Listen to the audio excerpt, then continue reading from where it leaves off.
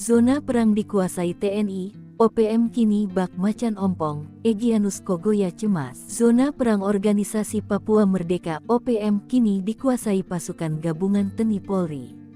Satgas elit dari Kopassus, Kostrat, Koops TNI, Brimob, Kopasgat, dan Batalion Infanteri Yonif terus memburu pentolan OPM, termasuk Egyanus Kogoya. Egyanus Kogoya yang dulu dikenal pentolan bengis OPM, kini cemas akan disergap pasukan gabungan TNI Polri. Kepanikan Egyanus Kogoya tercermin dari tudingannya terhadap pemimpin OPM yang dinilainya pengecut tak bisa angkat senjata lagi melawan TNI Polri.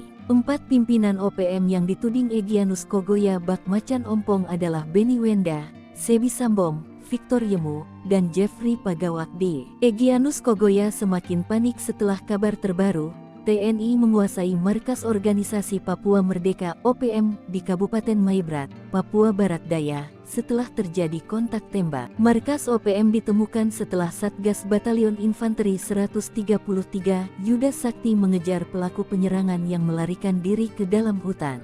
Komando Operasi Korem 181 PVT untuk kesekian kalinya sukses menemukan sarang OPM di pendalaman hutan distrik Aifat Selatan usai kontak tembak dengan OPM, ujar Komandan Satgas Yonif 133 YS Letkol In Andika Ganesakti seperti dilansir tribunpapua.com, Selasa tanggal 21 Mei tahun 2024. Markas OPM itu ditemukan di tengah hutan distrik Aifat Selatan, Maibrat, Minggu, 19/5. Setelah kontak tembak, gerombolan OPM melarikan diri hingga personel TNI melakukan pengejaran. Dalam perburuan itulah, aparat menemukan sebuah gubuk di dalam hutan yang dijadikan markas OPM.